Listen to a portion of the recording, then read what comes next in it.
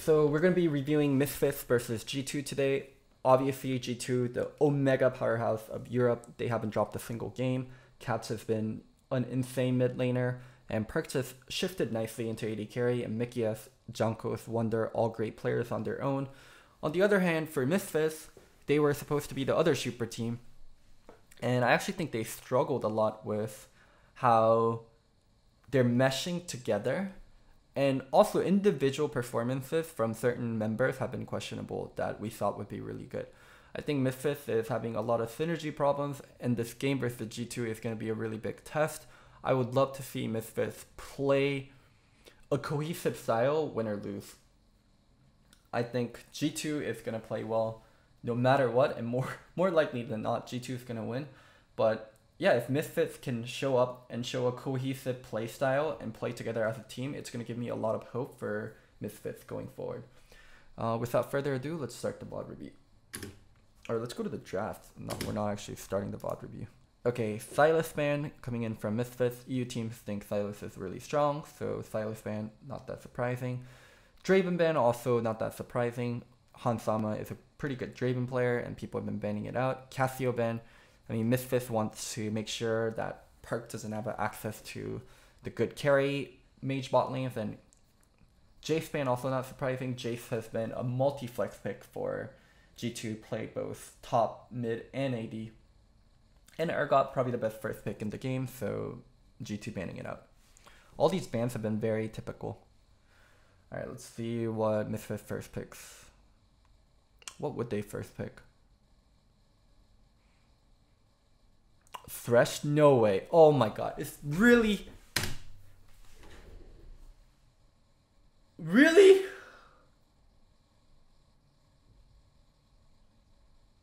Why Thresh? Oh man. Thresh first pick? Thresh isn't a power pick. Thresh is a pick that can be countered. And Thresh isn't a very flexible draft piece either. Well, I'm super confused at the Thresh first pick.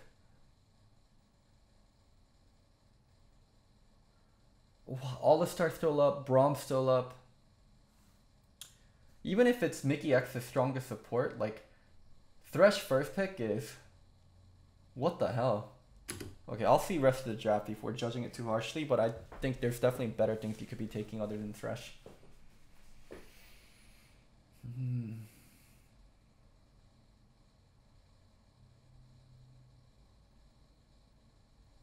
If you want to play an immobile AD carry, play Alistar, play Braum. Ooh, Jarvan. Jarvan's probably one of the more flexible junglers, and I also know G2 has played Jarvan top, so they're taking it early. Jarvan is kind of awkward versus Thresh though, because Thresh can always cancel your EQ with Flay. Oh, Yasuo. This is actually a really cool pick that I do want to talk about. Yasuo has been an incredibly strong mid laner now due to how much the crit items change. The crit item changes actually helps Yasuo so much, so Yasuo early, where both Caps and Perks can play it, that makes a lot of sense. And the Jarvan also makes a lot of sense with it because Jarvan provides the knockup.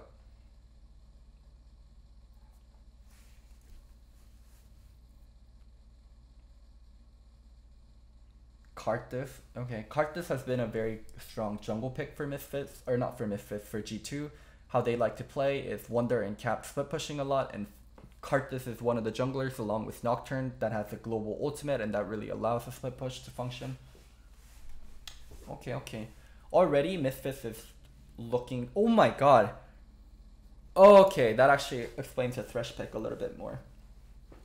So, I'll try to explain Kalista in pro play, and why Kalista is good and what makes Kalista good.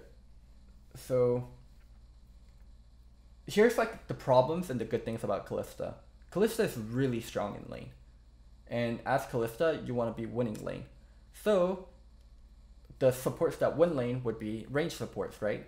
But when you play Kalista with a range support, she's actually kind of shitty. Because how her ultimate functions is you get to throw your support into the middle of a fight. And you don't want to throw a Nami in, you don't want to throw a Janna in, you don't want to throw a Lulu in. You want to be throwing in Alistar and Braum. But when you pick out Alistar and Braum with Kalista, if the enemy runs a long range AD carry like a Caitlyn or like a or a Jhin or a Lucian. No, Lucian isn't really long range, but he can do well versus Kalista. You actually start losing the lane. So Thresh is best of the both world, where you get a support that can help you win lane, and you're really good in terms of setting up ganks, but you also am completely fine in terms of throwing a Thresh into the fight. So this explains the Thresh first pick much more. Kalista's an interesting pick. I have no idea how strong she is in this patch. I rarely see people play it, so we'll find out. All-Star, really great pick here, honestly. G2 is going to need to make sure that they have more knockups for Yasuo, and you don't want to pick Kench into Thresh isn't the best thing. I know a lot of people think, oh, just pick Kench. You can eat someone that gets hooked, but you can be the one getting hooked. There's just a lot of problems with picking Kench into Thresh. It's not that easy. I actually like the All-Star pick here so much more. Look, both draft know what they want to be doing, but G2... Misfit's draft is a little bit confusing because when you draft Karthus, you want to be split pushing. You can team fight, but split push is one of the best things to do with a jungle Karthus, running a 1-3-1 comp. But because you have a Kalista and a Thresh, you're more of a team fight comp now. G2 is also a mixture of a split push and a team fight comp. I mean, both drafts are very well-rounded right now. We don't know how the rest of the draft is going to play out, but both teams actually have a well-rounded draft. It's my first time seeing the game, first time seeing the draft also. Yorick ban.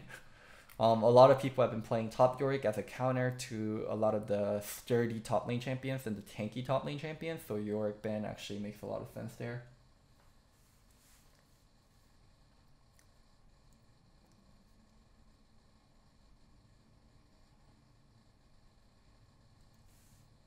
So pick, what's the last ban that's going to be coming in? Ivern ban. Okay. So they're very confident that the Jarvan goes top.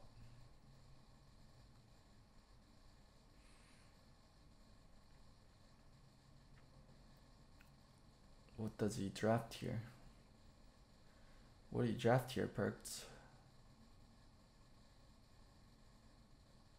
Elise? Okay, so now it's Jarvan top for sure. Jarvan top, Elise, jungle. All-Star support, Yasuo either AD or mid lane.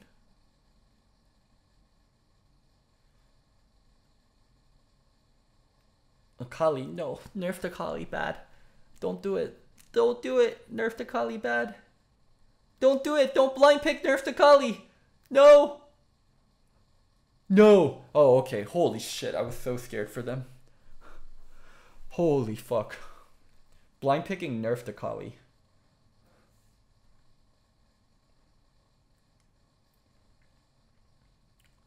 Okay, so they're a team fight comp. They're not a split push comp. They want to be team fighting with the Karthus. You can split push a little bit with the Ryze, but Ryze Karthus not the best combo to enable like the Karthus ult into Ryze split push. So Misfit is definitely going to be a team fight comp. They have a lot of great engage and Sion, Kalista ult. G2 is still somewhere between a split push and a team fight comp. It's still a very well-rounded comp. It's not leaning too much towards one way or the other.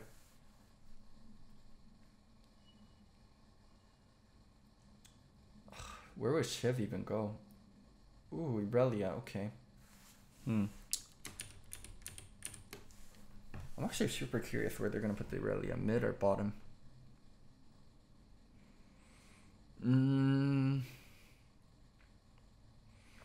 I would say more likely that Irelia goes bottom because they nerfed her W, so she's not good versus mid lane champions as much. I would guess that she goes bottom. Yeah, that's my best guess. Oh man, it's gonna be really a mid. Ugh. Okay, so I'll try to explain Yasuo bottom and what makes Yasuo bottom different from Yasuo mid. Yasuo bottom is incredibly weak early.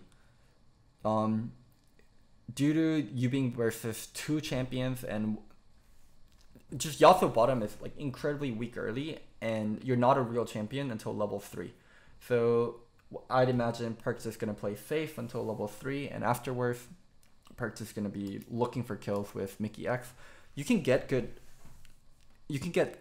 you can start getting good trades after level 3, but post 6 is when you really start having kill potential. Yasuo is definitely weak early. I know a lot of people are going Yasuo weak early forehead. In mid lane, he's completely fine early game, but in bot lane, like as a Yasuo, it's really weak. I'd be surprised if he played aggressive early and got away with it. It's not like Mickey or Hansama and Gorilla are boosted players. Wait, Gorilla no ignite. A little bit boosted. Yeah, I mean, he's playing safe. He's playing far back. I heard Irelia mid is nowhere near good as she used to be. I'm surprised they even drafted it and they put it mid. Vevi forced to burn flash. Good wave control by Cavs.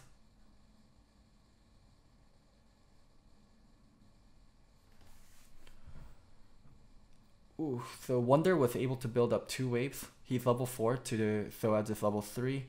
Great EQ to cancel out the Scion Q, and then tanking for Zankos, and Zankos resetting aggro with the LEC later on. Remember what I said? They can start playing aggressive at what level? Level 3. And this is the exact level they started playing aggressive at level 3. Perk should be able to kill both there. No flash on Gorilla. Oh, I mean, not no flash, no exhaust on Gorilla. This is a really good trade for Yasuo if he's able to kill.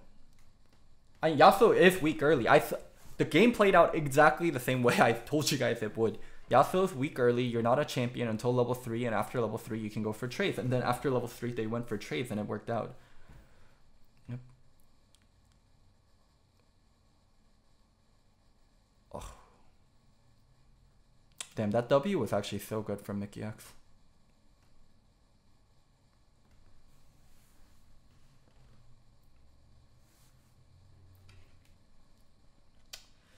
Oh, they're so brutal. G2 is actually so good about re-ganking.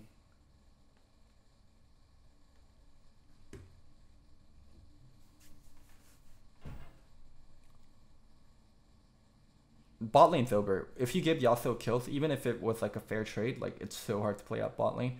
Because even when you have flashes, Yasuo uses a creep so well to travel and close the distance. It's super dangerous. Oh yeah, goddamn. Mickey F just like flash W on top of Hansama, Yasuo ult, and then followed with LEC. Ah, this shit is so brutal. Holy fuck, this shit is brutal.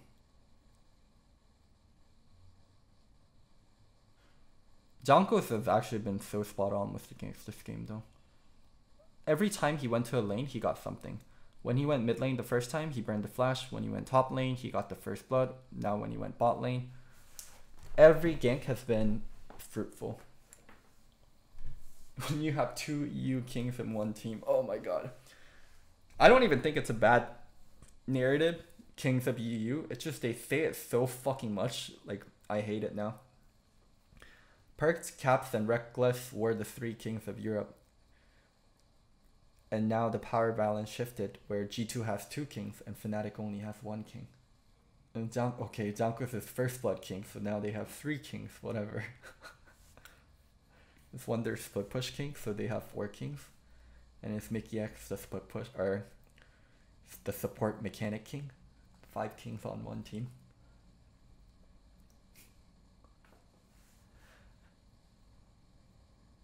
So far from what I've seen, I do think I mean, Upset did get schooled in the Shock KG2 match, so it's hard to say Upset is the better AD carry. We can have that discussion later, who's better between Perked and Upset. One thing that we know for sure right now is it's not Perked and Hansama. The discussion is Perked and Upset. While the sad thing is, the discussion isn't Reckless, isn't even that discussion anymore. Where would G2 rank in Korea? Not first for sure. Griffin way better than G2 in Mayo. Potentially second, potentially third. I'm trying to think. It's like Sandbox, SKT. It might be blasphemy, but in my opinion, I think Caps is better than Faker right now. The way Faker plays and the kind of champion Faker's been playing, he plays without a lot of confidence. And Caps has been playing with full confidence and just been such a monster this split. I don't think it's a blasphemy statement to say Caps is better than Faker at the current moment.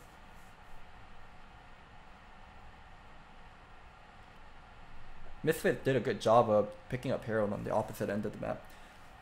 But this kind of Karthus pick is super troll. You pick Karthus and all you're doing is scaling. Damn, Mickey X doing such a good job of finding brushes to be in to be able to pick off Hansama. Hansama is just getting dunked over and over again. G2 plays with patience sometimes too. They know that they're going to be late to that fight, and they know that Misfits are going to have more people. So even though Mickey X popped over, like, he started backing off instead of just fighting the whole time. Oh, Wonder really wanted to block the Scion ult to make sure he can kill him. I think realistically this game's almost over still. Like, what I know of G2 and how fast they play and how behind Misfits is, and the gold is in the right spot too, it's going to be really hard for them to come back. I mean, that kill on Irelia is nice, but they wasted so much to get that kill. Oh, Mickey X, he really wanted to make sure they don't get the Herald there. Damn, this Herald play actually working out pretty nicely. Getting first turret in return, getting a second slam. Both Mickey X and Caps overplayed there. Damn, the moment I said the game is pretty much over for Misfits, and they actually make two good plays. Throwing Gorilla in, getting a good play and hooking. And then Mickey X overplayed to try to cancel the Herald. While all that was happening, Jankos went and got the Dragon.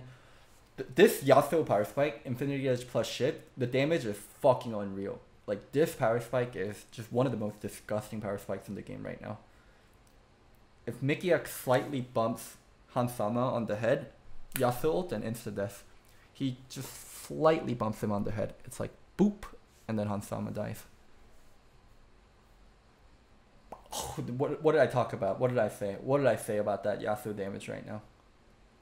It just needs slight boop.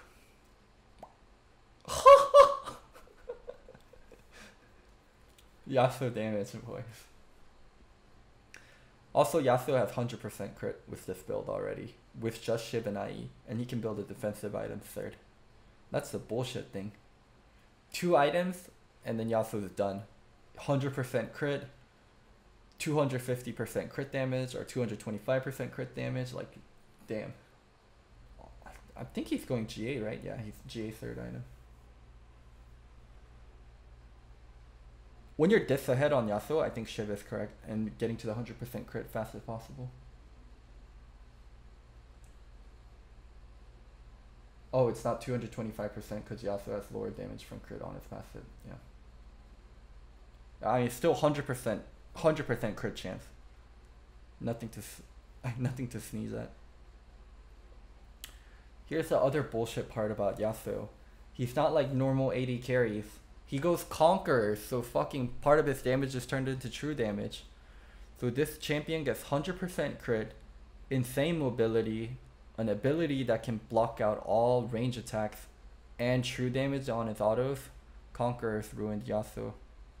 So a lot of people gave me shit when I asked Perks, aren't you afraid of Caps getting a lot of the spotlight?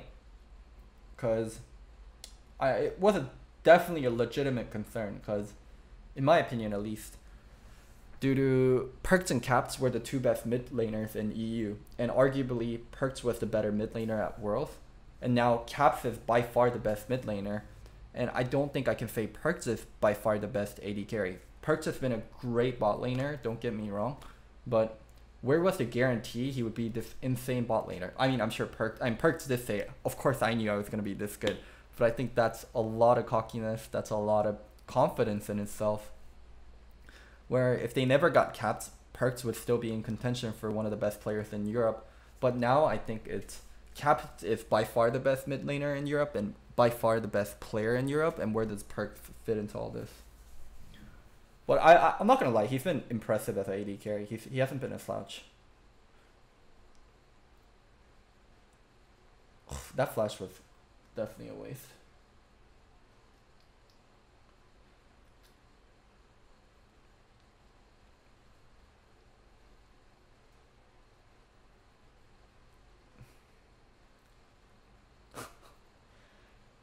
And this is a feels bad for Hansama.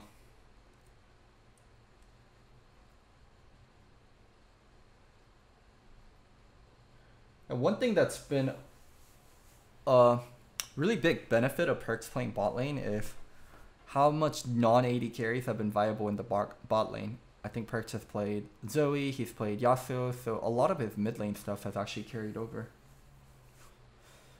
And he played some Kai'Sa and Lucian during the funnel phase, so he also had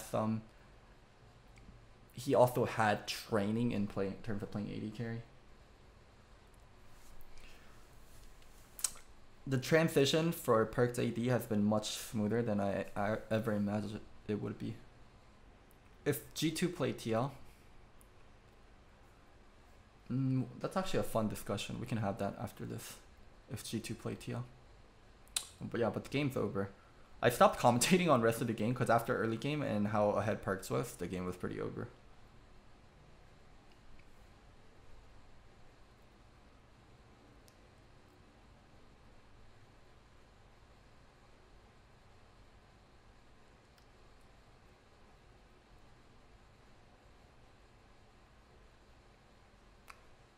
Damn, GG.